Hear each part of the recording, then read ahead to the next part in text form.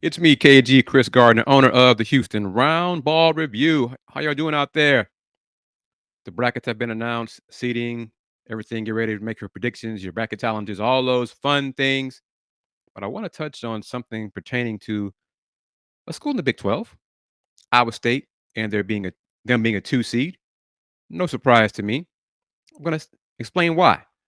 On Thursday's edition, the March 14th edition of the Houston Round Ball Review Takeover, watch it here on YouTube on this channel, I discussed this information coming from Dr. Charles McClellan, the chair of the men's basketball committee. I'm going to do it again.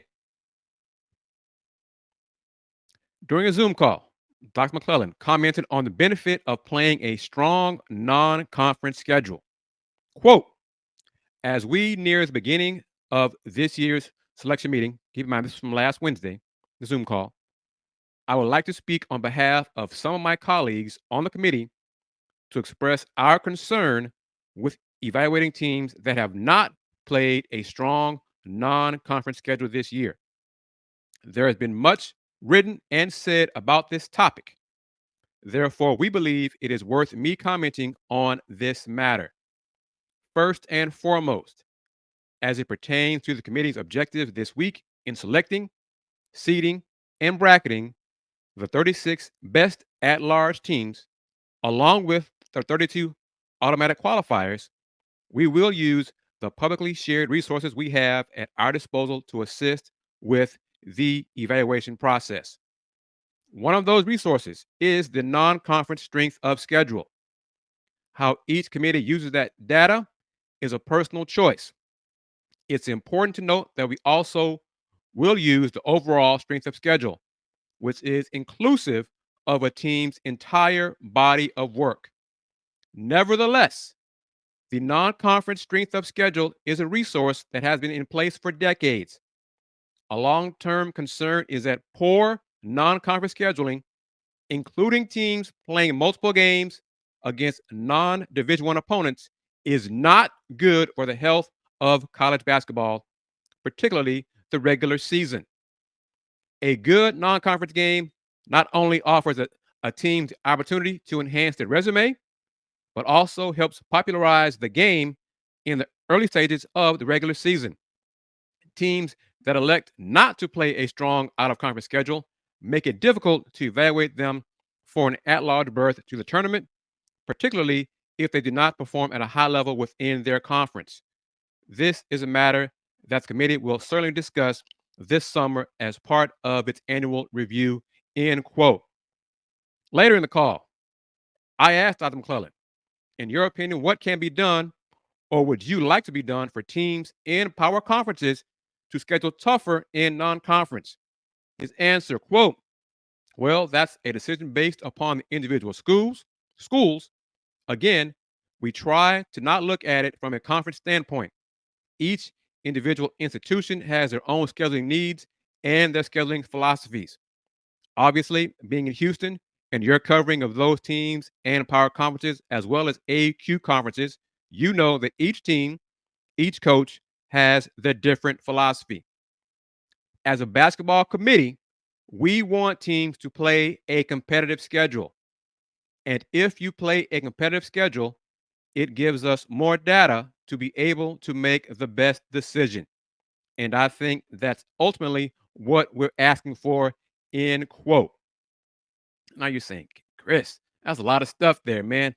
How does this relate to Iowa State and why they were two seed and the last of the two seeds?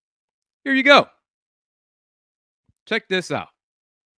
Iowa State's non-conference SOS, that strength of schedule, was 324. 324.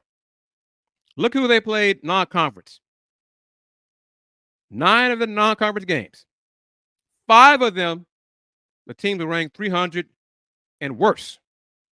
4 of them were 227 and 279. Look at that. That's 9 of their non-conference games. The non-conference SOS, 324 compared to the other two seeds. Arizona, 13. Tennessee, 16. Marquette, 17. It's a no-brainer, folks. It's a no-brainer out there where Iowa State was ranked the last of the 2 seeds. No-brainer. And let me be clear, as the one of the beat writers that covers the Cougs in the Big 12 now, I saw Iowa State play a lot of conference games. They are a hell of a team. They have a great chance to get to the Final Four. They're that good. But saying all of that and being in one of the, if not the best conference in men's basketball, that's not enough just because your conference schedule is tough. You got to do better non-conference.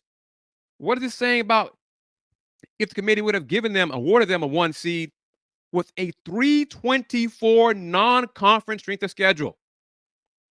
What would be the incentive for any other power school to schedule tough in the non-conference?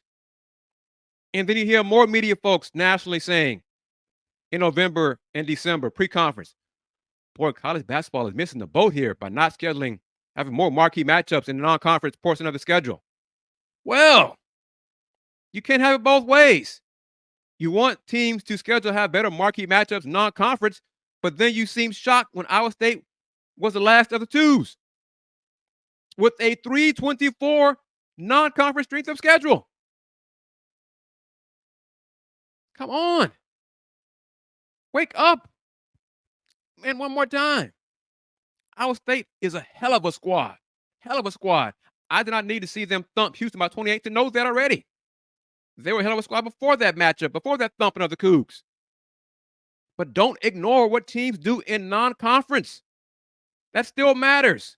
It still matters when the Big 12 goes to 20 conference games next season. That is not a reason to schedule soft-ass teams in non-conference just because you have 20 games in the Big 12. That's what I do here on the Houston Roundbar Review. I'm KG Chris Gardner, owner of the Houston Roundbar Review. If you like this, you like the content here on this channel, on the videos, like the videos, subscribe to the channel.